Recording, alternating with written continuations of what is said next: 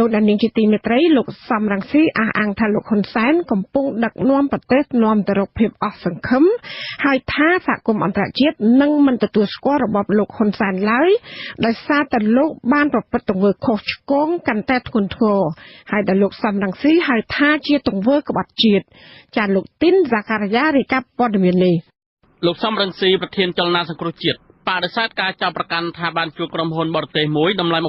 $25,000ដើម្បីបំផ្លាញសេដ្ឋកិច្ចកម្ពុជានោះថាជារឿងមិនត្រឹមត្រូវឡើយលោកសំរងស៊ីបញ្ជាក់ថាអត្ថបទដល់ Asia Time ដែលបានចុះផ្សាយហើយត្រូវបានឧបករណ៍បំពងសំឡេងរបស់លោកហ៊ុនសែនយកទៅចុះផ្សាយបន្តនោះគឺជារឿងមិនត្រឹមត្រូវនិងលំអៀងលោកបញ្ជាក់ថាក្រុមហ៊ុន Berlin Rosen បានសម្ដែងមោទនភាពដែលបានធ្វើជាដៃគូជាមួយចលនាសង្គ្រោះជាតិក្នុងគោលបំណងជួយអំពាវនាវឲ្យប្រជាពលរដ្ឋទាំងអស់នៅទូទាំងពិភពលោកគាំទ្រលោកក្នុងការជំរុញឲ្យរបបក្រុងភ្នំពេញរៀបចំការបោះឆ្នោតដោយសេរីត្រឹមត្រូវនិងយុត្តិធម៌តែប៉ុណ្ណោះមិនមែនដើម្បីបំផ្លាញសេដ្ឋកិច្ចកម្ពុជាដោយការចោទប្រកាន់ឡើយលោកសំរងស៊ីអះអាងថាលោកមិនមែនជាអ្នកបំផ្លាញសេដ្ឋកិច្ចកម្ពុជាទេផ្ទុយទៅវិញលោកហ៊ុនសែនទៅវិញទេដែលជាអ្នកបំផ្លាញកម្ពុជានោះអ្នកដែលបំផ្លាញប្រទេសកម្ពុជាតែម្ដង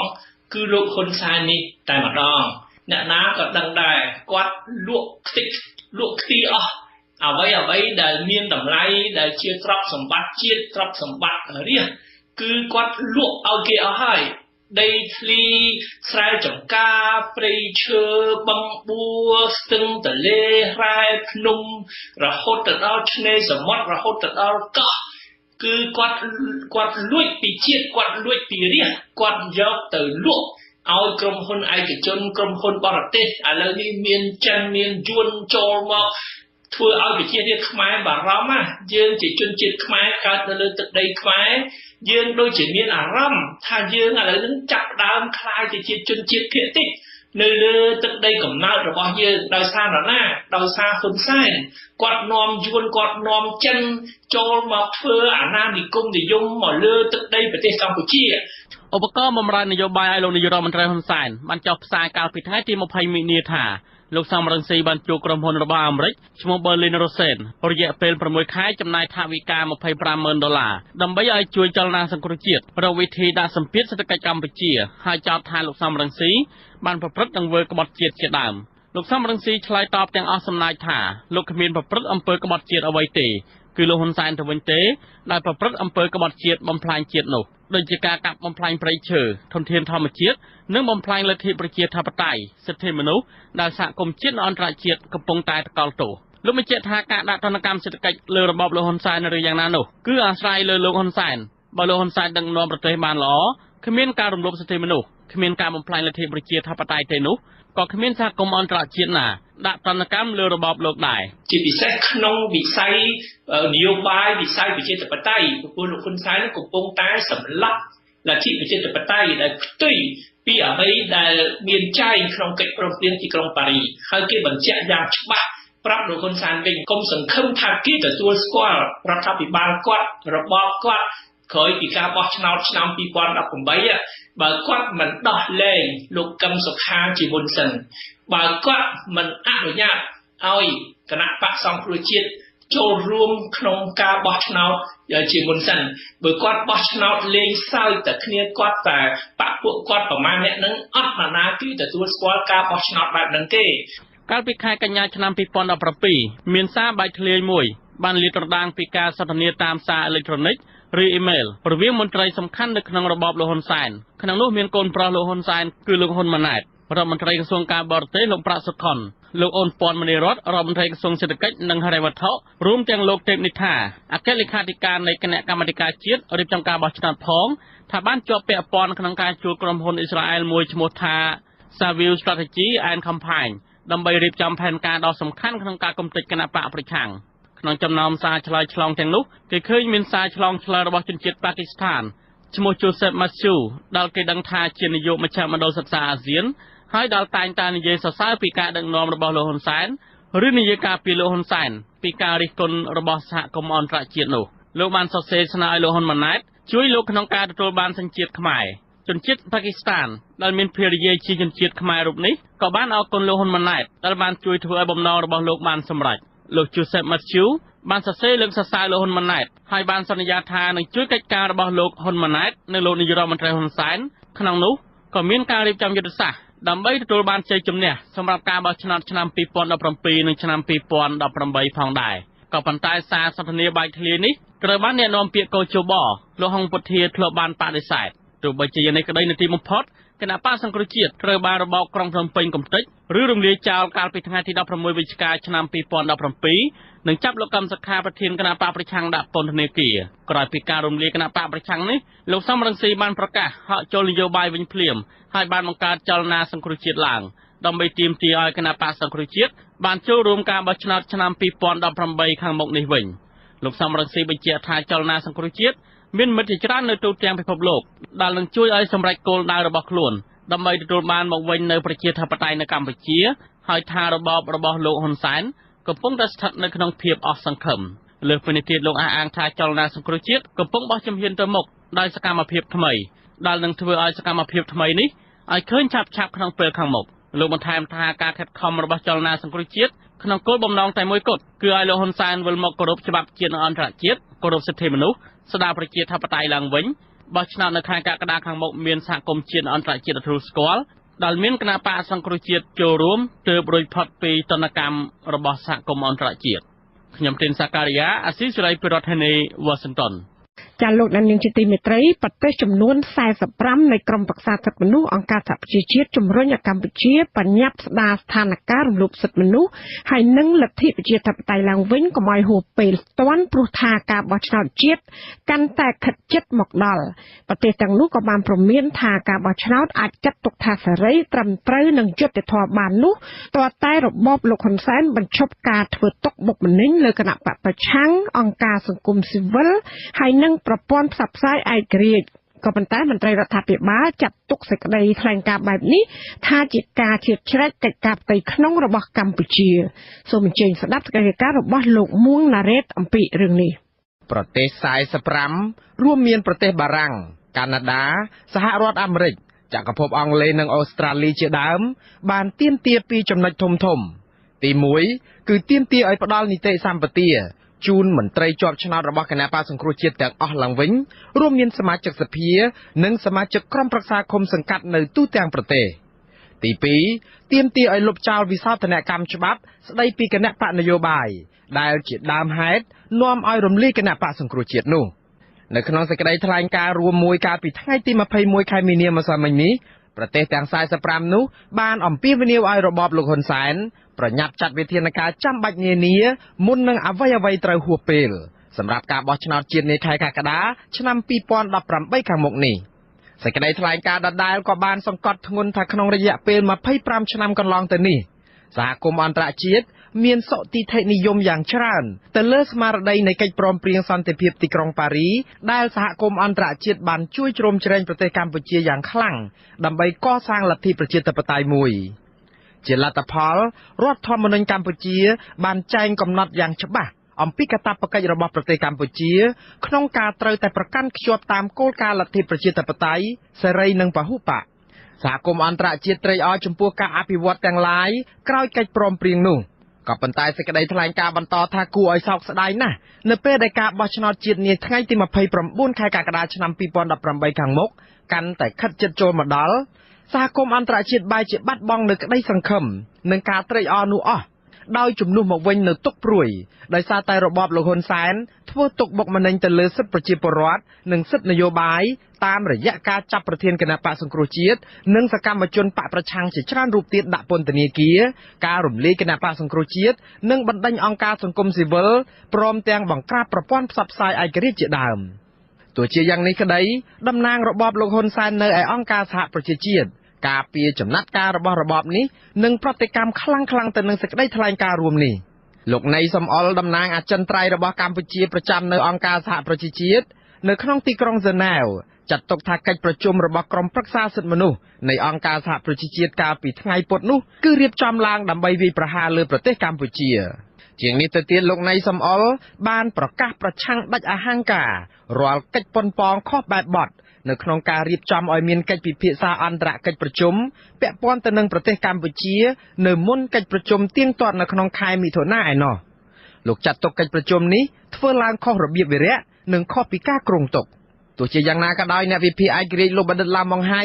មានប្រសាសន៍ថាកិច្ចប្រជុំរបស់ក្រុមប្រឹក្សាសិទ្ធិមនុស្សនៃអង្គការសហប្រជាជាតិនេះធ្វើឡើងត្រឹមត្រូវស្របតាមកិច្ចព្រមព្រៀងសន្តិភាពទីក្រុងប៉ារីស្របពេលដែលប្រទេសកម្ពុជារងការរំលោភសិទ្ធិមនុស្សនិងការបំផ្លាញលទ្ធិប្រជាធិបតេយ្យបែបនេះប្រទេសកម្ពុជាយើងគឺមានជាប់ជំពាក់នឹងកិច្ចព្រមព្រៀងសន្តិភាពទីក្រុងប៉ារីណាហើយនៅក្នុងកិច្ចព្រមព្រៀងនេះគេបានចែងថាក្នុងករណីមានការរំលោភយ៉ាងធ្ងន់ធ្ងរលើសិទ្ធិមនុស្សនៅកម្ពុជាភាគីក្នុងកិច្ចព្រមព្រៀងត្រូវស្នើដល់អង្គការមានសមត្ថកិច្ចរបស់អង្គការសហប្រជាជាតិដើម្បីសូមឲ្យគេចាត់វិធានការសមស្របដើម្បីទប់ស្កាត់និងលុបបំបាត់ការរំលោភសិទ្ធិមនុស្សធ្ងន់ធ្ងរនេះដូចជាការប្រជុំហ្នឹងគឺថាដូចជាត្រឹមត្រូវហើយយ៉ាងហោចណាស់នៅក្នុងកិច្ចក្របខ័ណ្ឌកិច្ចព្រមព្រៀងទីក្រុងប៉ារីដែលប្រទេសកម្ពុជាយើងក៏ចូលរួមដែលជាប្រទេសអធិបតេយ្យក្រុមប្រឹក្សាសិទ្ធិមនុស្សរបស់អង្គការសហប្រជាជាតិនេះក៏បានទាមទារឲ្យរបបលោកហ៊ុនសែនដោះលែងលោកកម្មសខាប្រធានគណៈបកសង្គ្រោះជាតិជាបន្ទាន់និងដោយឥតលក្ខខណ្ឌហើយត្រូវដោះលែងរាល់អ្នកទោសនយោបាយទាំងអស់ឲ្យមានសេរីភាពឡើងវិញ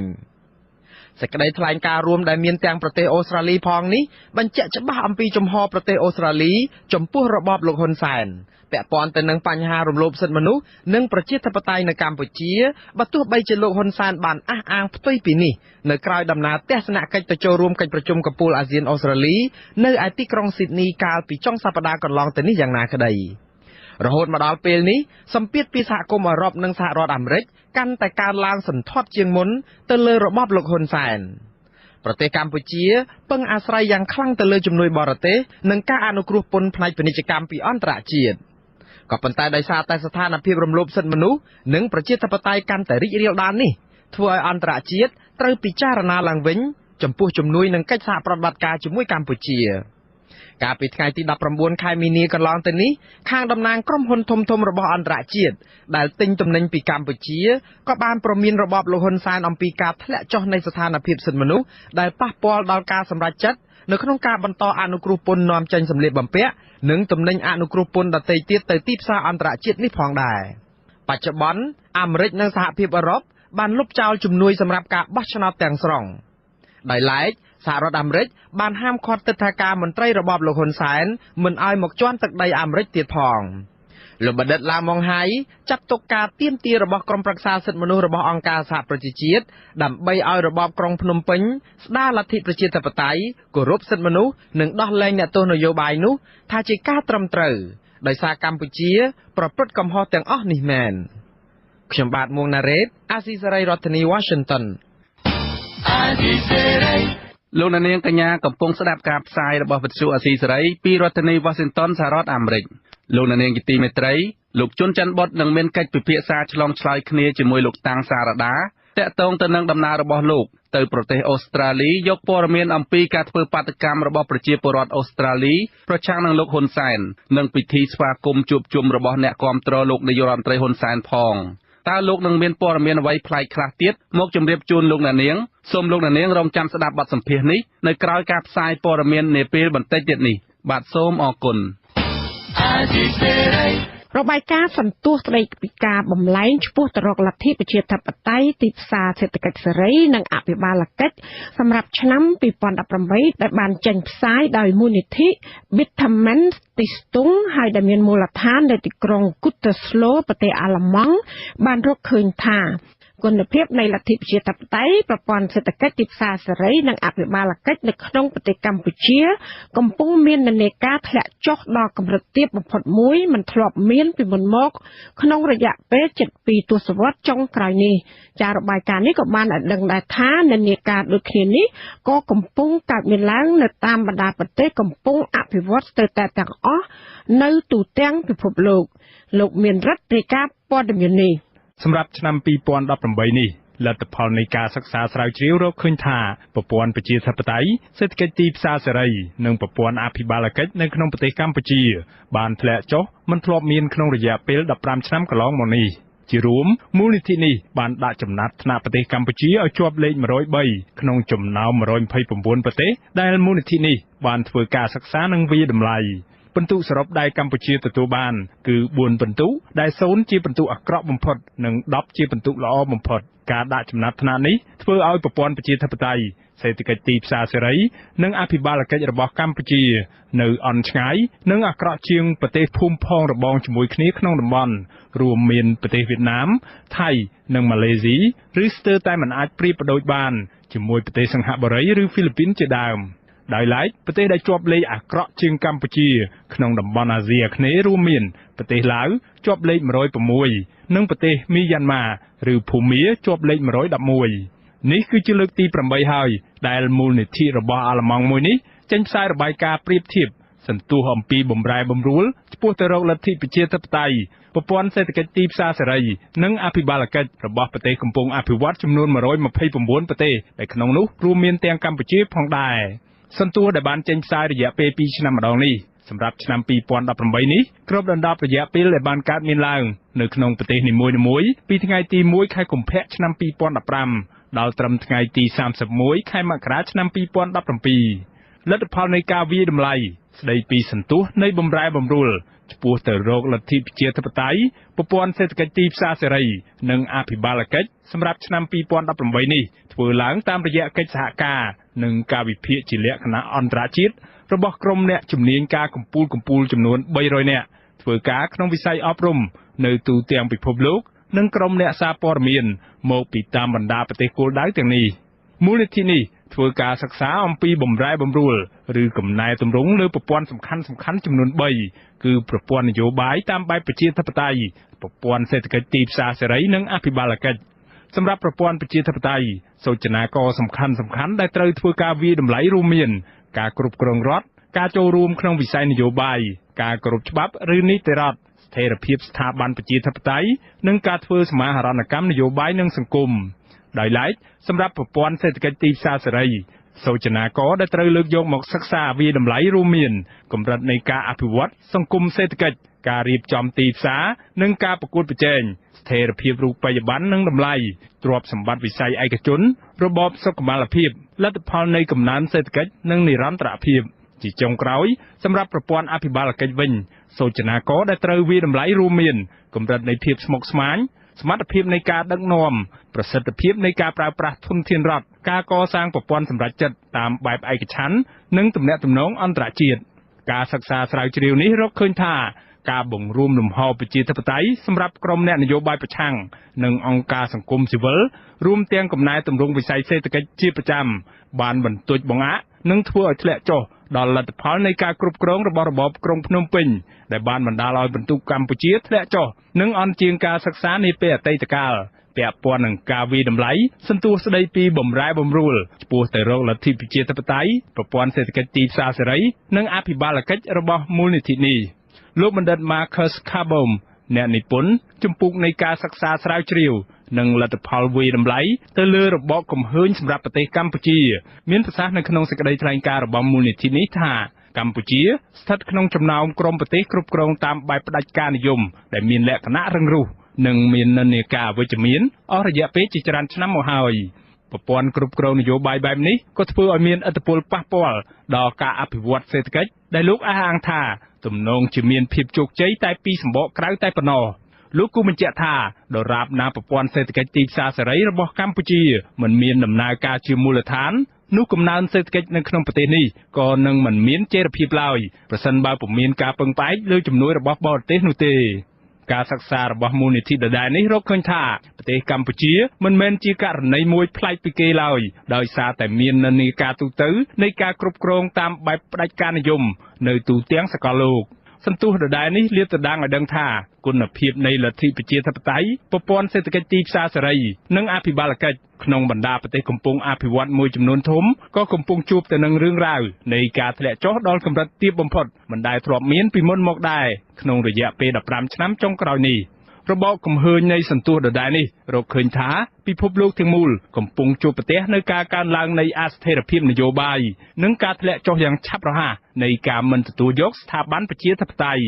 ក្រុមមេដឹកនាំក្នុងបណ្ដាប្រទេសកាន់តែច្រើនឡើងកំពុងតែធ្វើឲ្យគោលការណ៍នៃការគ្រប់គ្រងប្រព័ន្ធរដ្ឋតាមបែបត្រួតពិនិត្យនិងការធ្វើឲ្យមានតុល្យភាពឬ checks and balance ចុះទុនខ្សោយដោយចេតនាដែលប្រព័ន្ធនេះត្រូវបានបង្កើតឡើងក្នុងគោលបំណងដើម្បីធ្វើឲ្យស្ថាប័ននីតិប្រតិបត្តិមានការទទួលខុសត្រូវការអនុវត្តយ៉ាងដូចនេះមិនត្រឹមតែធានានៅអំណាចរបស់ក្រុមមេដឹកនាំផ្ដាច់ការទាំងនោះទេតែថែមទាំងបង្កើតឲ្យមានឡើងនៅប្រព័ន្ធបរិបាលកិច្ចតាមបែបប្រទានយុស័កមួយនិងសមត្ថភាពក្នុងការបង្វែរធនធានរដ្ឋសម្រាប់បម្រើឲ្យផលប្រយោជន៍ផ្ទាល់ខ្លួនរបស់ក្រុមមេដឹកនាំទាំងនោះខណៈដែលក្នុងពេលជាមួយគ្នានេះការតវ៉ាប្រឆាំងនឹងវិសមភាពសង្គមការគ្រប់គ្រងមិនត្រឹមត្រូវនិងអំពើពុករលួយក៏កាន់តែកើនឡើងខ្លាំងដែរលោកបណ្ឌិត Marcus Carbom ពន្យល់ថារបបកំហើញស្នូលនៃការសិក្សានេះគឺថាការអនុវត្តជារួមនៃលទ្ធិប្រជាធិបតេយ្យពិតជាមានលក្ខណៈប្រសើរជាងរបបផ្ដាច់ការជាពិសេសលទ្ធិប្រជាធិបតេយ្យផ្ដល់នូវតម្លាភាពច្រើននិងការចូលរួមក្នុងសង្គមរបស់ពលរដ្ឋប្រសើរជាងប្រព័ន្ធគ្រប់គ្រងតាមបែបផ្ដាច់ការនិយមលោកគូបញ្ជាក់ថាជាលទ្ធផលវាជាការពិតណាស់ដែលថាកំណែទម្រង់ជាមូលដ្ឋាននៅក្នុងប្រទេសកម្ពុជាអាចកើតមានឡើងក្នុងបរិយាកាសប្រជាធិបតេយ្យមួយដែលបច្ចុប្បន្ននេះនៅមិនទាន់កើតមាននៅឡើយទេក្នុងពេលជាមួយគ្នានេះដែរលទ្ធិប្រជាធិបតេយ្យនៅក្នុងប្រទេសកម្ពុជាក៏កំពុងទទួលរងនៅសម្ពាធកាន់តែខ្លាំងជាងពេលណាទាំងអស់ខណៈដែលមានការកើនឡើងនៃការរដ្ឋបិទនិងការបែកបាក់ផ្នែកនយោបាយកាន់តែខ្លាំងខ្ញុំបាទមានរិទ្ធអាស៊ីសេរីពីរដ្ឋធានី Washingtonសាលាដំបងខេត្តកំពង់ស្ពឺកាលពីថ្ងៃទី22ខែមីនាបានផ្តន្ទាទោសស្ត្រីដែលបានយកស្បែកជើងគប់លើបណ្ដាគណៈបកប្រជាជនកម្ពុជាដែលមានរូបលោកហេងសំរិននិងលោកហ៊ុនសែនឲ្យជាប់ពន្ធនាគាររយៈពេល2ឆ្នាំនិងពិន័យជាប្រាក់ចំនួន5លានរៀលពីបទប្រមាថនិងញុះញង់ឲ្យមានការរើសអើងកាលពីខែមេសាឆ្នាំ2017លោកស្រីសំសុខាបានផ្សព្វផ្សាយវីដេអូមួយនៅលើបណ្ដាញសង្គម Facebook អំពីសកម្មភាពរបស់លោកស្រីដែលយកស្បែកជើងគប់លើបដារបស់គណៈបកប្រជាជនកម្ពុជាដែលមានរូបលោកនាយករដ្ឋមន្ត្រីហ៊ុនសែននិងប្រធានរដ្ឋាភិបាលគឺលោកហេងសំរិនចាលោកស្រីក៏បានរត់គេចខ្លួនទៅប្រទេសថៃបន្ទាប់ពីត្រូវបានសាលាដំបងខេត្តកំពង់ស្ពឺចេញដីកាតាមចាប់ខ្លួនតាក់ទងនឹងរូបភាពវីដេអូនោះលោកស្រីសំសុខាក៏ត្រូវបានអាជ្ញាធរថៃបញ្ជូនត្រឡប់មកកម្ពុជាវិញកាលពីថ្ងៃទី18ខែកុម្ភៈខណៈដែលលោកស្រីត្រូវបានឧត្តមស្នងការអង្គការសហប្រជាជាតិទទួលបន្ទុកជនភៀសខ្លួនបានទទួលស្គាល់ថាជាជនភៀសខ្លួនក៏ដោយមន្ត្រីសិទ្ធិមនុស្សអង្គការអន្តរជាតិ Human Rights Watch បានចាត់ទុកការចាប់បញ្ជូនខ្លួនលោកស្រីសំសុខានេះឲ្យមកទទួលទោសនៅប្រទេសកម្ពុជាថាជាការរំលោភសិទ្ធិមនុស្សធ្ងន់ធ្ងរចាសាលាដំបងរាជធានីភ្នំពេញបានលើកយកសំណុំរឿងអគ្គនាយកដ្ឋានពន្ធដារប្តឹងម្ចាស់កាសែត The Cambodia Daily ពីបទបរិហាកេរ្តិ៍ជាសាធារណៈមកជំនុំជម្រះក៏ប៉ុន្តែចៅក្រមជំនុំជម្រះមិនបានសួរដេញដោលច្រើនទេដែលហេតុថាឯកសារសំណុំរឿងនោះគឺភាគច្រើនជាភាសាអង់គ្លេសហើយមិនត្រូវបានគេបកប្រែជាភាសាខ្មែរប្រធានក្រុមប្រឹក្សាជំនុំជម្រះបានសម្រេចលើកយកសំណុំរឿងនេះទៅបន្តសវនកម្មនៅថ្ងៃទី12ខែមេសាឆ្នាំ2018វិញអគ្គនាយកដ្ឋានពន្ធដារកាលពីថ្ងៃទី4ខែកញ្ញាឆ្នាំ2017បានប្តឹងម្ចាស់កាសែត The Cambodia Daily គឺអ្នកស្រី Deborah Christian ពីបទបរិហាកេរ្តិ៍ដោយសារតែម្ចាស់កាសែតរូបនេះបានចាប់ប្រកាន់មន្ត្រីអគ្គនាយកដ្ឋានពន្ធដារថាជាអ្នកធ្វើឲ្យបែកធ្លាយនៅព័ត៌មានស្ដីពីការកំណត់ពន្ធគឺជាចេតនាចង់បិទកាសែតមួយនេះអគ្គនាយកដ្ឋានពន្ធដារលោកគង់វិបុលបានចាត់ទុកការចាប់ប្រកាន់របស់លោកស្រី Deborah Christian មកលើអគ្គនាយកដ្ឋានពន្ធដារថាជាការប្រមាថយ៉ាងធ្ងន់ធ្ងរនិងធ្វើឲ្យប៉ះពាល់ដល់កិត្តិយសសេចក្តីថ្លៃថ្នូររបស់ស្ថាប័ននេះចាអ្នកស្រី Christian ក៏បានបដិសេធមិនធ្វើអត្ថាធិប្បាយលើបញ្ហានេះកាលពីថ្ងៃប្រហ័សទី22ខែមីនាម្សិលមិញចាកាសែតភាសាអង់គ្លេស The Cambodia Daily បានបង្ខំចិត្តបិទប្រតិបត្តិការរបស់ខ្លួនកាលពីថ្ងៃទី4ខែកញ្ញាឆ្នាំ2017បន្ទាប់ពីរដ្ឋាភិបាលកម្ពុជាបង្ខំឲ្យស្ថាប័នមួយនេះបង់ពន្ធជាង$6លានអាមេរិកចាលោកអ្នកស្ដាប់ជាទីមេត្រីក្រុមអភិរក្សសហគមន៍និងសង្គមស៊ីវិលបានរកឃើញសម្បុកកន្ធាយក្បាលកង្កែបចំនួន35សម្បុកដែលមានពងសរុបជាង700គ្រាប់នៅតាមដងទន្លេមេគង្គនៅក្នុងខេត្តកោះចេះក្នុងរដូវពងកូនឆ្នាំ2018នេះអ្នកសម្របសម្រួលគម្រោងអភិវឌ្ឍកន្ធាយក្បាលកង្កែបនៃអង្គការសង្គមអភិរក្សសត្វព្រៃគឺលោកងួនចន្ទទីមានប្រសាសន៍នៅក្នុងសេចក្តីប្រកាសព័ត៌មានកាលពីថ្ងៃទី21ខែមីនាថាសម្បុក ដែលរកឃើញចំនួន35សំបុកនោះគឺមាន15សំបុកត្រូវជន់ល្មើសលួចយកពងកន្ធាយបាត់អស់សប្តាហ៍នេះក្រុមអភិរក្សបានប្រមូលនិងការពារបាន20សំបុកហើយដែលមានពងសរុបចំនួន663គ្រាប់ចាក់គិតបត្រឹមខែមីនានេះគឺមានកូនកន្ធាយ132បានញាស់ហើយក៏កំពុងស្ថិតក្នុងការការពារដើម្បីលែងទៅព្រៃធម្មជាតិវិញកន្ធាយក្បាលកង្កែបស្ថិតនៅក្នុងបញ្ជីក្រហមជាប្រភេទរងគ្រោះចិត្តផុតពូជនៅលើពិភពលោកចាមន្ត្រីគម្រោងអភិរក្សកន្ធាយក្បាលកង្កែបបញ្ជាក់ថាសប្តាហ៍នេះគឺឈ្មួញបានផ្ដល់តម្លៃខ្ពស់ដើម្បីទិញកន្ធាយក្បាលកង្កែបនេះទៅលក់នៅប្រទេសចិនហើយនិងវៀតណាមចាលោកនាងកញ្ញាទៅបានស្ដាប់ព័ត៌មានប្រចាំថ្ងៃរបស់វិទ្យុអាស៊ីសេរីដែលរៀបចំជូនដោយនាងខ្ញុំម៉ៅសុធានីសូមលោកនាងកញ្ញារងចាំស្ដាប់សេចក្តីរាយការណ៍ផ្សេងៗនៅក្នុងការផ្សាយរបស់យើងនាពេលបន្តិចទៀតនេះ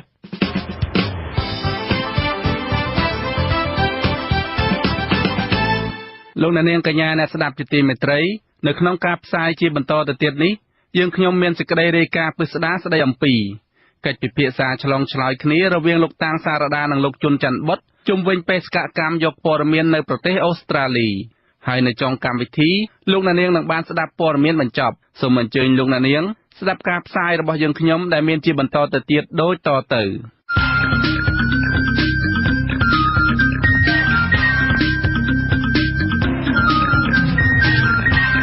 បទសំភារ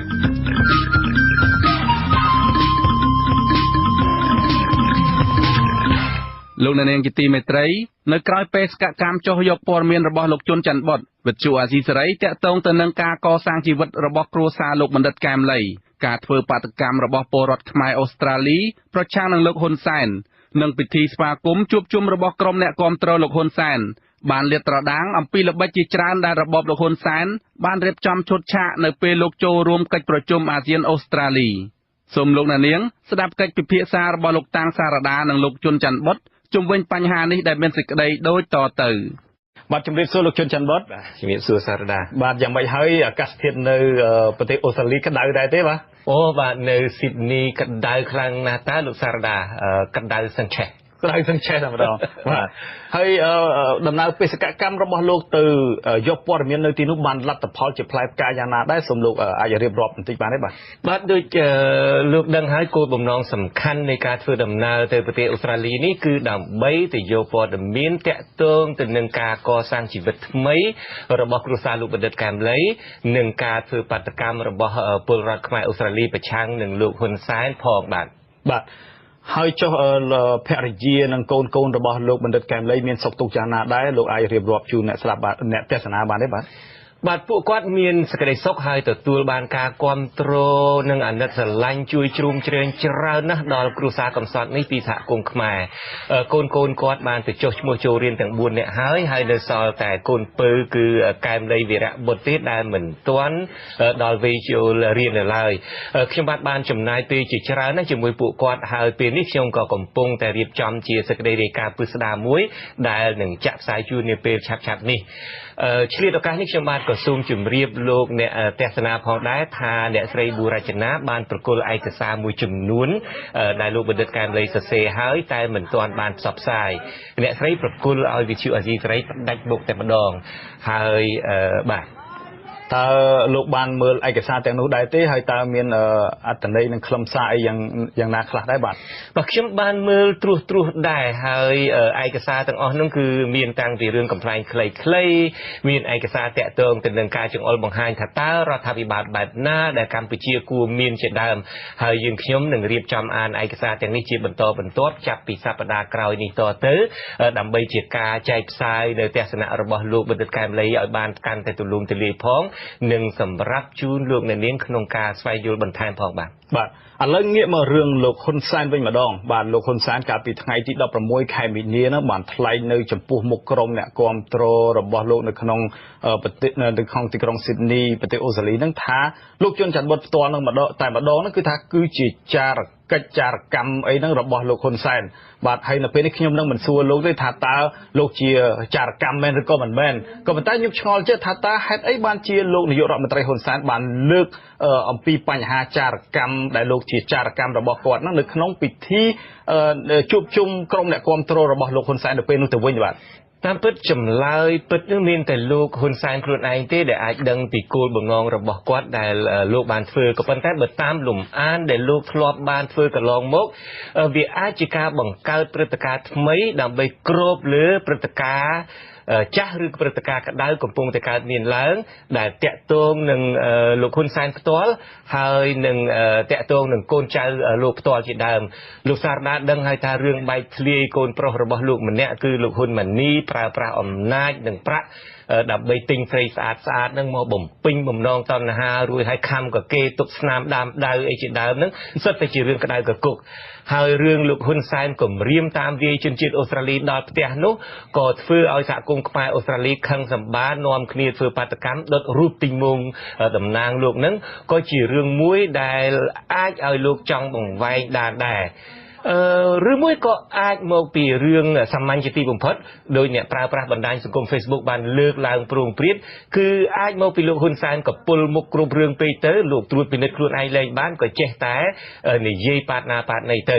បាទដូចខ្ញុំបាននិយាយពីខាងដើមអញ្ចឹងមានតែលោកនាយករដ្ឋមន្ត្រីហ៊ុនសែនខ្លួនឯងទេដែលអាចបកស្រាយបានក៏ប៉ុន្តែអ្វីដែលខ្ញុំចាប់អារម្មណ៍មួយនោះគឺពេលនេះលោកបានបង្ហាញឲ្យគេឯងដឹងថា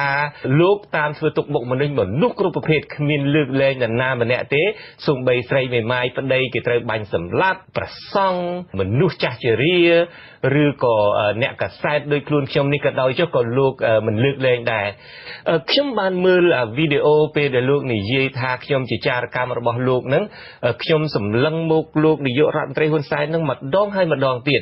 ហើយខ្ញុំហួសចិត្តនៅពេលដែលខ្ញុំឃើញមនុស្សម្នាក់ដែលមានតំណែងជានាយករដ្ឋមន្ត្រីប្រទេសមួយហើយហ៊ាននិយាយបំផ្លើសជាសាធារណៈខ្ញុំនៅតែឆ្ងល់ថាលោកសារដាខ្ញុំនៅតែឆ្ងល់ថាលោកហ៊ុនសែនអាចនិយាយផងអ្នកដទៃបានពីព្រោះថាបើនិយាយផងអ្នកដទៃទៅអាចគេមិនដឹងទេក៏ប៉ុន្តែតើលោកអាចផកខ្លួនឯងថាខ្ញុំនឹងជាចារកម្មរបស់លោកមិនទៅបើយើងទាំងពីរនេះអត់ដែលតាក់ទងគ្នាម្ដងណាសោះលោកនាយករដ្ឋមន្ត្រីហ៊ុនសែនក៏មិនដែលស្គាល់ខ្ញុំហៅឈ្មោះខ្ញុំមិនទាំងត្រូវផងរហូតទាល់តែគេស្រែកប្រាប់ម្ដងជាពីរដងបានហៅត្រូវហើយនៅក្នុងការងាររបស់យើងរាល់ថ្ងៃនេះខ្ញុំសរសេរលិខិតផ្លូវការមិនតិចដងទេដើម្បីសុំលោកនាយករដ្ឋមន្ត្រីហ៊ុនសែនសម្ភាសហើយក៏លោកនឹងមិនដែលឆ្លើយមកមួយម៉ាត់ណាទេមិនដឹងថាហេតុអីបានជាគាត់ចោទខ្ញុំថាខ្ញុំជាចារកម្មរបស់លោកឬមួយក៏លោកសន្និដ្ឋានថាការដែលខ្ញុំព្រមជួបកូនចៅលោកតាមការស្នើសុំពីកូនចៅលោកតាមរយៈអតីតបុគ្គលិកអាស៊ីសេរីម្នាក់ហ្នឹងវាធ្វើឲ្យខ្ញុំខ្លាយទៅជាចារកម្មរបស់លោកដឹងហើយជាអ្នកកសែតខ្ញុំតែងជួបមនុស្សគ្រប់ប្រភេទគ្រប់គណៈបកគ្រប់គណនាការនយោបាយមានរឿងមួយទៀតនោះលោកនាយករដ្ឋមន្ត្រីចោទសួរខ្ញុំថាតើខ្ញុំនឹងមនុស្សធន់ណាខ្ញុំគ្រាន់តែចង់ឆ្លើយដោយខ្លីថាមនុស្សធន់ខ្ញុំនេះទោះជាកូនចៅរបស់លោកលួងលោមបញ្ចុះបញ្ចូលនឹងគម្រាមកំហែងយ៉ាងណាក៏ដោយចុះក៏មិនអាចមានឥទ្ធិពលមកលើឧត្តមគតិនឹងការងារខ្ញុំបានឡើយព្រោះមនុស្សខ្ញុំនេះសូមលោកផ្ទៀងទៅជាស្រាប់ឲ្យច្បាស់ចុះមនុស្សខ្ញុំនេះខុសពីមនុស្សធន់លោកនិងតកូលលោកឆ្ងាយណាស់បាទចុះរឿងអតីតអ្នករាយការណ៍របស់វិទ្យុអាស៊ីសេរីគឺលោករដ្ឋាភិបាលដែលទើបបានផ្ដល់បទសម្ភាសឲ្យប្រព័ន្ធឃោសនារបស់លោកហ៊ុនសែនហ្នឹងដែលបានលើកឡើងចំអំពីលោកជុនច័ន្ទបុត្រហ្នឹងលោកជុនច័ន្ទបុត្រដឹងហើយថាលោករដ្ឋាភិបាលហ្នឹងអ្នកណាក៏ដឹងដែរនៅអាស៊ីសេរីហ្នឹងគឺថាលោកស្រឡាញ់លោករដ្ឋាភិបាលខ្លាំងណាស់តើការដែលលោករដ្ឋាភិបាលទៅធ្វើដូច្នេះតើលោកមានការសោកស្ដាយដែរទេបាទតាមពិតអត់មានអ្វីដែលត្រូវស្ដាយក្រោយទេចំពោះលោករដ្ឋាភិបាលក្នុងរយៈពេល16ឆ្នាំដែលគាត់ធ្វើការជាមួយខ្ញុំធ្វើការជាមួយសហបានអាស៊ីសេរីខ្ញុំបានធ្វើអ្វីដែលខ្ញុំត្រូវធ្វើជាមួយលោកក្នុងនាមជាមេក្នុងនាមជាសហការីគ្រប់គ្រាន់ហើយខ្ញុំក្រាញននាលដើម្បីជួយជ្រោមជ្រែងលោកគ្រប់សពបែបយ៉ាងធ្វើត្បិតតែខ្ញុំជាមេរបស់គាត់ខ្ញុំតែងតែចាត់ទុកបងរដ្ឋានឹងគឺជារៀមច្បងខ្ញុំស្រឡាញ់រាប់អានបងរដ្ឋានិងប្រពន្ធកូនគាត់នឹងហើយចាត់ទុកគាត់នឹងជាមនុស្សជំនិតរបស់ខ្ញុំដោយលោកបានលើកមិញអញ្ចឹងនិយាយរួមខ្ញុំបានបំពេញកាតព្វកិច្ចជាមេជាសហការីល្អជាបងប្អូនល្អសម្រាប់បងរដ្ឋាគ្រប់សពបែបយ៉ាងអស់ហើយចាប់ពីពេលនេះតទៅវាជាការសម្រេចចិត្តរបស់លោករដ្ឋាផ្ទាល់ថាតើលោកត្រូវធ្វើអ្វីហើយថាតើលោកចង់បន្សល់គេឈ្មោះបែបណាសម្រាប់ខ្លួនលោកនិងគ្រួសារលោកតែប៉ុណ្ណោះបាទខ្ញុំសូមឆ្លើយខ្លីចំពោះរឿងលោករដ្ឋាភិបាល បាទពាក់ព័ន្ធទៅនឹងការជួបជុំរបស់លោកហ៊ុនសែននៅក្នុងពិធីជួបជុំនៃក្រុមអ្នកគាំទ្ររបស់លោកនៅក្នុងទីក្រុងស៊ីដនីវិញម្ដងថាលោកហ៊ុនសែនបានលើកឡើងថាលោកមានអ្នកគាំទ្ររបស់លោកច្រើនណាស់នៅក្នុងពេលនោះតើលោកមានព័ត៌មានអ្វីខ្លះពីការជួបជុំរបស់លោកហ៊ុនសែននោះបាទរឿងចំនួនអ្នកមកជួបក្នុងពិធីជាមួយលោកហ៊ុនសែននេះវែងឆ្ងាយខ្ញុំធ្លាប់អានសៀវភៅមួយក្បាលដែលសរសេរដោយវិជ្ជបណ្ឌិតផ្ទាល់ខ្លួនរបស់លោកម៉ៅស៊ីងតុងអតីតមេដឹកនាំចិនសៀវភៅនោះមានចំណងជើងថា The Private Life of Chairman Mao ដែលប្រែថាជីវិតឯកជនរបស់លោកប្រធានម៉ៅអ្នកនិពន្ធគឺលោកលីស៊ីស៊ីលោកលីស៊ីសរសេរថាមានរឿងរ៉ាវច្រើនណាស់ដែលកូនចៅអាមីអាថោងរបស់លោកប្រធានម៉ៅហ្នឹងគឺថាខិតខំគ្រប់វិធីទាំងអស់ដើម្បីលាក់មិនឲ្យលោកម៉ៅដឹងពួកគេធ្វើយ៉ាងណាដើម្បីឲ្យតែលោកប្រធានម៉ៅហ្នឹងសប្បាយចិត្តលោកលីសរសេរថានៅពេលដែលប្រទេសចិនកំពុងជួបប្រទះនៅវិបត្តិទុរភិក្សក្នុងដំណាក់កាលបដិវត្តវប្បធម៌នៅប្រទេសចិនដែលធ្វើឲ្យមនុស្សរាប់លានអ្នកស្លាប់ក្រមមន្ត្រីចំណិតអាមីអាថោងរបស់លោកប្រធានម៉ៅហ្នឹងបានព្យាយាមបិទបាំងមិនឲ្យលោកប្រធានម៉ៅហ្នឹងដឹងថាមានមនុស្សស្លាប់ដោយអត់បាយឬក៏មានមនុស្សស្គមស្គាំងហ្នឹងពេញប្រទេសទេដើម្បីផលប្រយោជន៍ផ្ទាល់ខ្លួនក្រមមន្ត្រីទាំងនោះមានតែនិយាយសរសើរលើកជើងលោកប្រធានម៉ៅថាដំណើរបដិវត្តវប្បធម៌របស់លោកប្រធានម៉ៅហ្នឹងគឺថាកំពុងទទួលជោគជ័យក្នុងជំហានមួយគឺថាមហាលួចផ្លោះមហាអស្ចារ្យណាស់ដែលមិនធ្លាប់មាននៅក្នុងប្រវត្តិសាស្ត្រហើយជាឧទាហរណ៍ហ្នឹងលោកលីបានរៀបរាប់សរសេររៀបរាប់អំពីដំណើរទស្សនកិច្ចតាមរថភ្លើងមួយរបស់លោកប្រធានម៉ៅ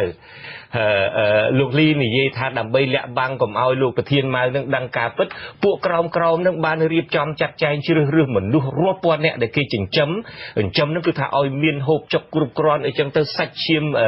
ភ្លឺថ្លាអញ្ចឹងទៅហើយឲ្យទៅសម្ដែងធ្វើជាប្រជាជនសាមញ្ញធ្វើជាអ្នក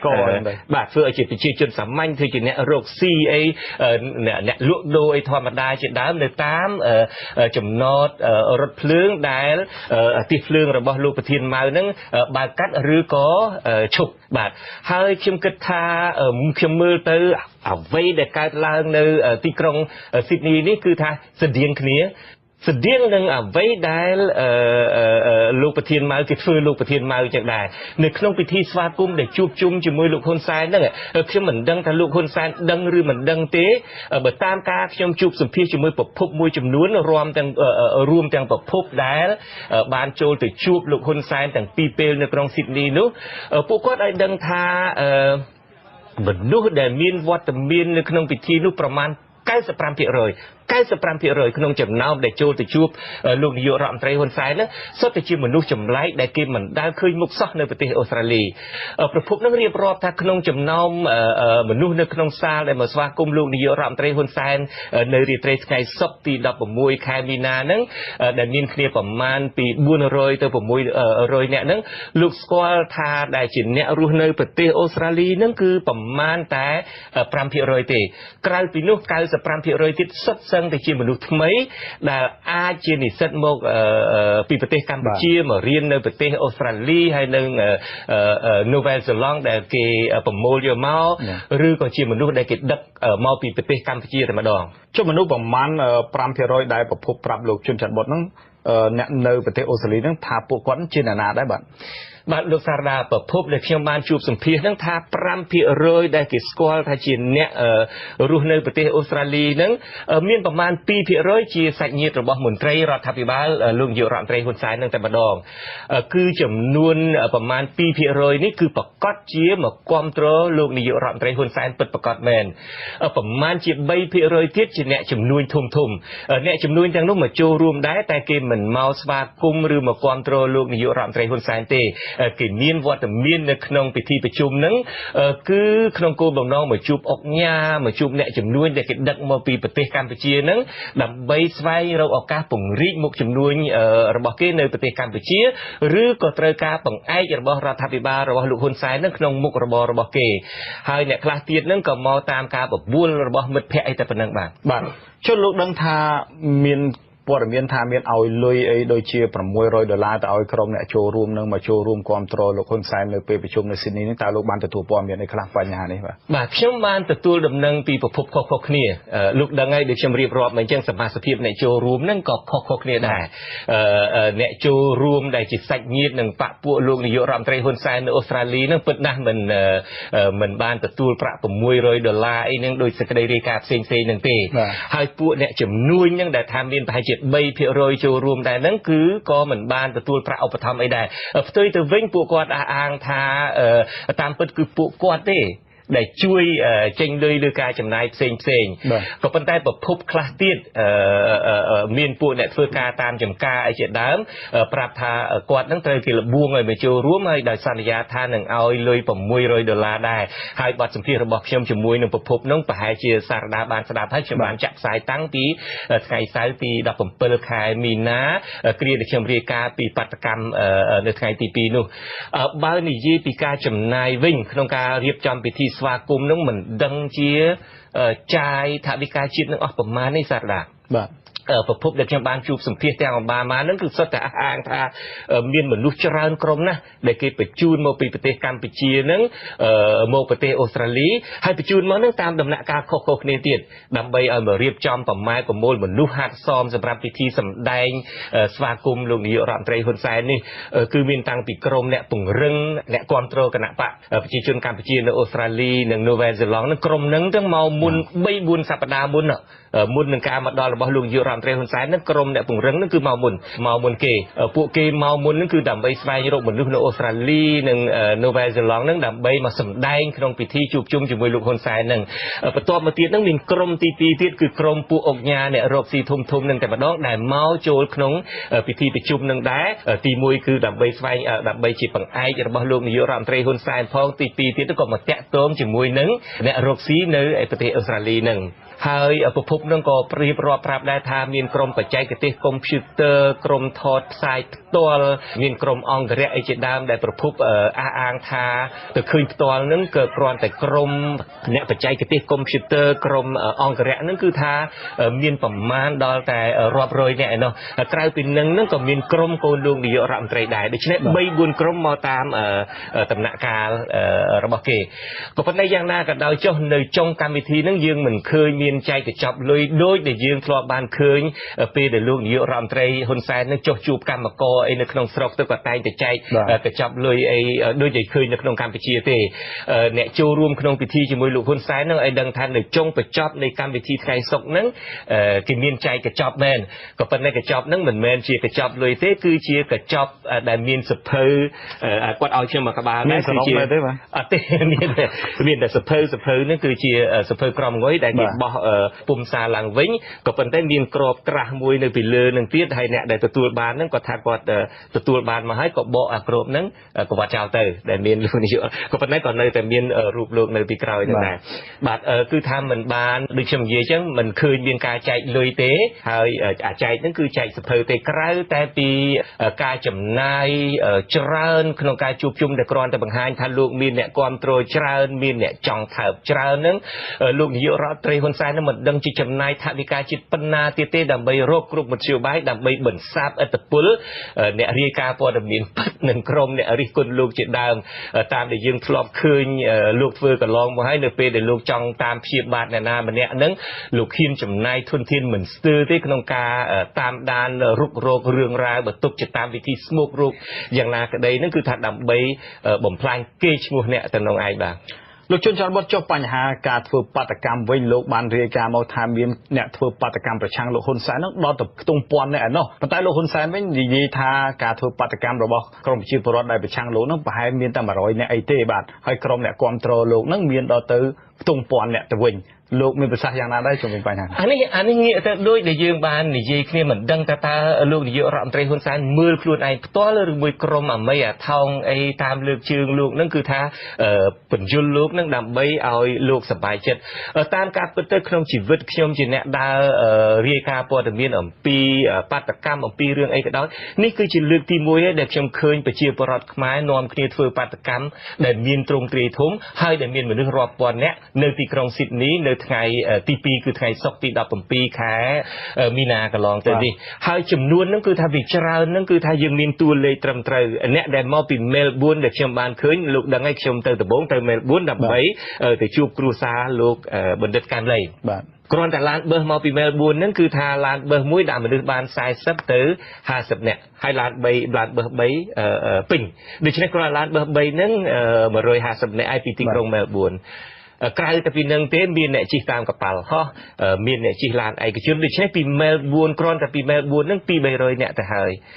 យក្រៅតែពីនឹងពី Melbourne ទេមានមកពី Brisbane មានមកពី Adelaide ដែលក្រុមលោក Kildara ឯនេះមកពី Adelaide មានជិះបឹសផងមានជិះឡានឯកជនផងមានជិះយន្តហោះផងហើយក្រៅតែពីនឹងទៀតអ្នក Sydney ខ្លួនឯង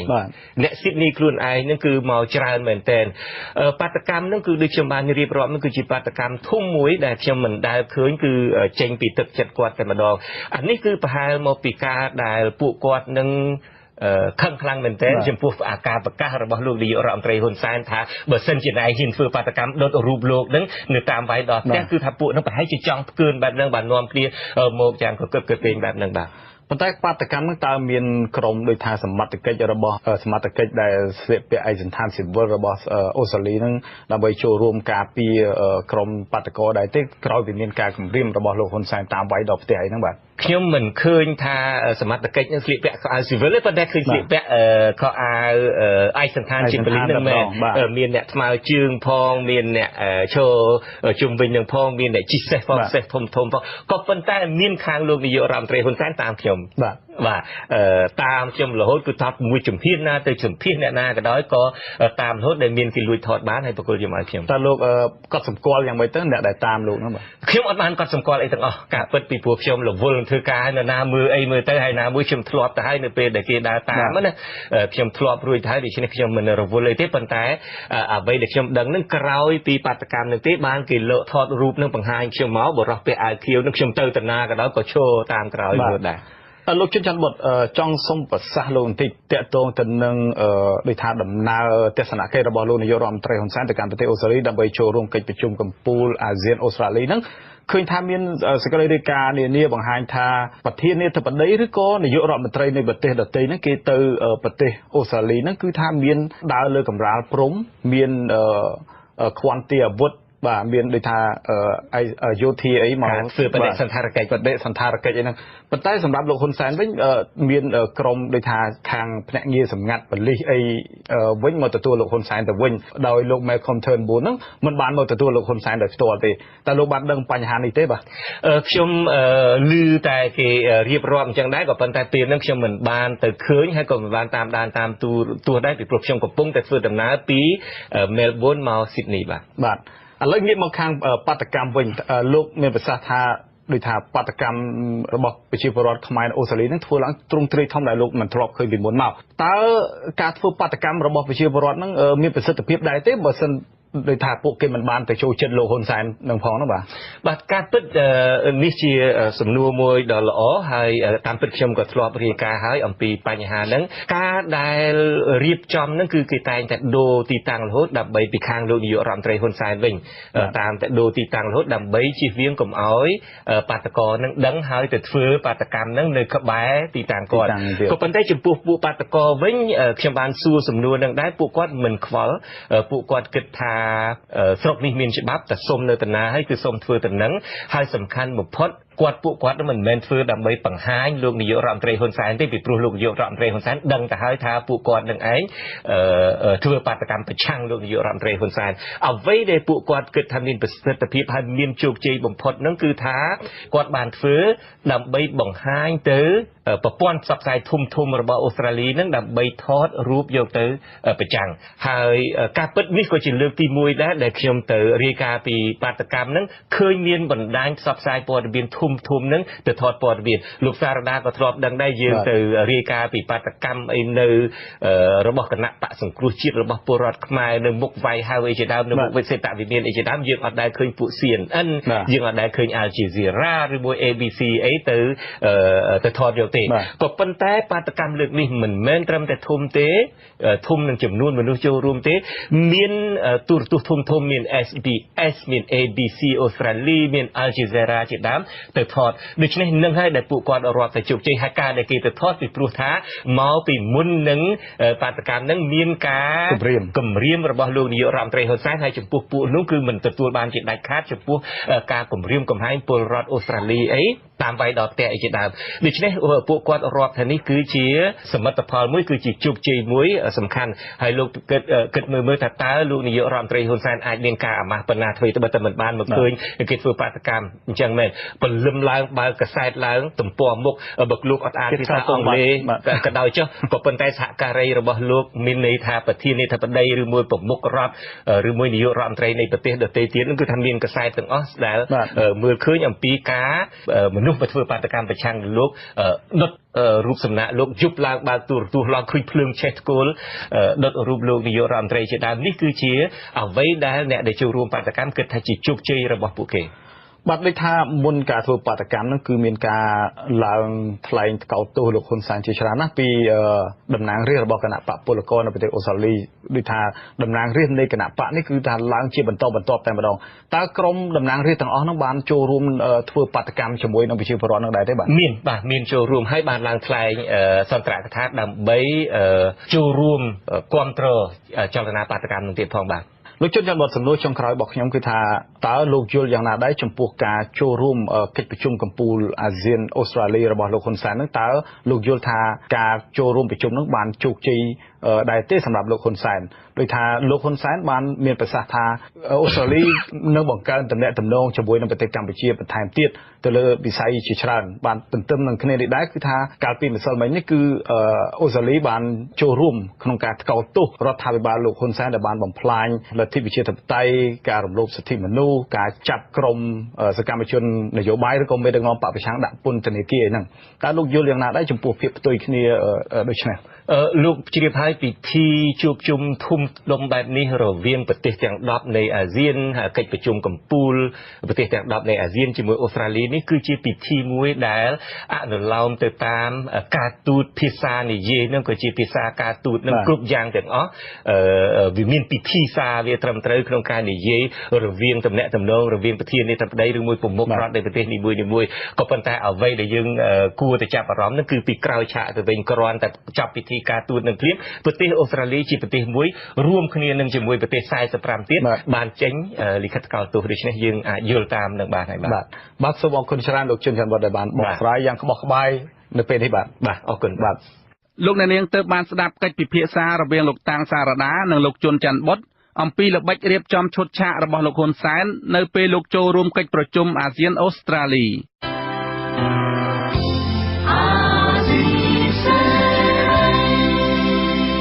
ជាបន្តទៅទៀតនេះនាងខ្ញុំម៉ៅសុធានីសូមជូនព័ត៌មានបញ្ចប់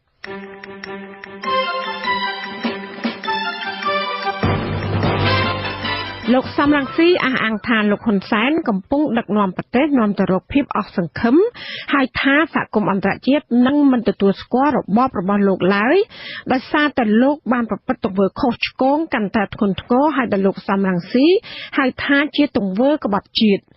ប្រទេសចំនួន45នៃក្រុមប្រឹក្សាសិទ្ធិមនុស្សនៃអង្គការសហប្រជាជាតិជំរុញឲ្យកម្ពុជាបញ្ញាប់ស្ដារស្ថានភាពរំលោភសិទ្ធិមនុស្សនិងលទ្ធិប្រជាធិបតេយ្យឡើងវិញកុំឲ្យហួសពេលទាន់ពីព្រោះថាការបោះឆ្នោតជាតិកាន់តែខិតជិតមកដល់ប្រទេសទាំងនោះព្រមានថាការបោះឆ្នោតអាចចាត់ទុកថាសេរីត្រឹមត្រូវនឹងយុត្តិធម៌បានទាល់តែរបបលោកហ៊ុនសែនបញ្ឈប់ការធ្វើទុកបុកម្នេញលើគណៈបកប្រឆាំងអង្គការសង្គមស៊ីវិលនិងប្រព័ន្ធផ្សព្វផ្សាយឯករាជ្យក៏ប៉ុន្តែមន្ត្រីរដ្ឋាភិបាលបានចាត់ទុកសេចក្តីថ្លែងការណ៍បែបនេះថាជាការជ្រៀតជ្រែកកិច្ចការផ្ទៃក្នុងរបស់កម្ពុជា របាយការណ៍សន្ទុះស្ដីពីការបំលែងឆ្ពោះទៅរកលទ្ធិប្រជាធិបតេយ្យទីផ្សារសេដ្ឋកិច្ចសេរីនិងអភិបាលកិច្ចសម្រាប់ឆ្នាំ2018ដែលបានចេញផ្សាយដោយមូលនិធិ Vitamin Stiftung ហើយដែលមានមូលដ្ឋាននៅទីក្រុង Gütersloh ប្រទេសអាល្លឺម៉ង់បានរកឃើញថាគុណភាពនៃលទ្ធិប្រជាធិបតេយ្យប្រព័ន្ធសេដ្ឋកិច្ចទីផ្សារសេរីនិងអភិបាលកិច្ចនៅក្នុងប្រទេសកម្ពុជាកំពុងមាននិន្នាការធ្លាក់ចុះដល់កម្រិតទាបបំផុតមួយហើយមិនដែលធ្លាប់មានពីមុនមកក្នុងរយៈពេលជិត2ទសវត្សរ៍មកនេះចាររបាយការណ៍នេះក៏បានឲ្យដឹងផងដែរថានិន្នាការដូចគ្នានេះក៏កំពុងកើតមានឡើងនៅតាមបណ្ដាប្រទេសកំពុងអភិវឌ្ឍទៅតែទាំងអស់នៅទូទាំងពិភពលោកចាសាលាដំបងខេត្តកំពង់ស្ពឺកាលពីថ្ងៃទី22ខែមីនាបានផ្តន្ទាទោសស្ត្រីដែលបានយកស្បែកជើងគប់លើបដាគណៈបកប្រជាជនកម្ពុជាដែលមានរូបលោកហេងសំរិននិងលោកហ៊ុនសែនឲ្យជាប់ពន្ធនាគាររយៈពេល2ឆ្នាំហើយនឹងពិន័យជាប្រាក់ចំនួន5លានរៀលពីបទប្រមាថនិងញុះញង់ឲ្យមានការរើសអើងលោកស្រីសំសុខាត្រូវបានអាជ្ញាធរថៃបញ្ជូនខ្លួនមកកាន់ប្រទេសកម្ពុជាវិញកាលពីថ្ងៃទី8ខែកុម្ភៈខណៈដែលលោកស្រីត្រូវបានឧត្តមស្នងការអង្គការសហប្រជាជាតិទទួលបន្ទុកជនភៀសខ្លួនបានទទួលស្គាល់ថាជាជនភៀសខ្លួនមន្ត្រីសិទ្ធិមនុស្សអន្តរជាតិ Human Rights Watch បានចាត់ទុកការចាប់បញ្ជូនខ្លួនលោកស្រីសំសុខាឲ្យមកទទួលទោសនៅកម្ពុជាវិញនោះថាជាការរំលោភសិទ្ធិមនុស្សធ្ងន់ធ្ងរ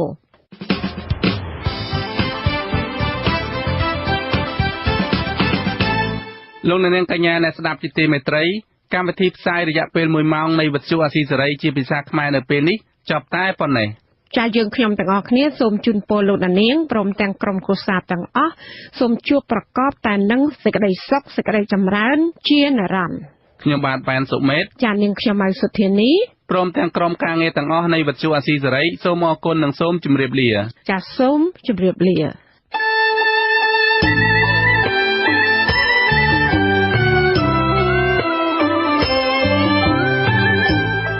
វិទ្យុអាស៊ីសេរីផ្សាយតាមរយៈរលកធាតុអាកាសខ្លីឬ short wave តាមកម្រិតនិងកម្ពស់ដូចតទៅនេះពេលព្រឹកចាប់ពីម៉ោង 5 កន្លះដល់ម៉ោង 6 កន្លះតាមរយៈរលកធាតុអាកាសខ្លី 11850 kHz ស្មើនឹងកម្ពស់ 25m និង 9325 kHz ស្មើនឹងកម្ពស់ 32m ពេលយប់ចាប់ពីម៉ោង 7 កន្លះដល់ម៉ោង 8 កន្លះតាមរយៈរលកធាតុអាកាសខ្លី9325 kHz ស្មើនឹងកម្ពស់ 32m និង 11750 kHz ស្មើនឹងកម្ពស់ 26m លោកអ្នកនាងក៏អាចស្ដាប់ការផ្សាយផ្ទាល់តាមប្រព័ន្ធអ៊ីនធឺណិតដោយចូលទៅកាន់គេហទំព័រ www.rfa.org/ ខ្មែរក្រៅពីនេះលោកអ្នកនាងក៏អាចអាននិងទស្សនាព័ត៌មានវិទ្យុអាស៊ីសេរីលើទូរស័ព្ទដៃរបស់លោកអ្នកផ្ទាល់សូមលោកអ្នកនាងចូលទៅកាន់បណ្ដាញសង្គម Facebook ដែលមានអាសយដ្ឋាន www.facebook.com/rfa.cambodia និង YouTube www.youtube.com/rfa.khmer-video សូមលោកអ្នកនាងចុច like និងចុច Subscribe ដើម្បីបានទទួលព័ត៌មានថ្មីទាន់ហេតុការណ៍និងទស្សនាវីដេអូផ្សេងៗទៀតបានគ្រប់ពេលវេលា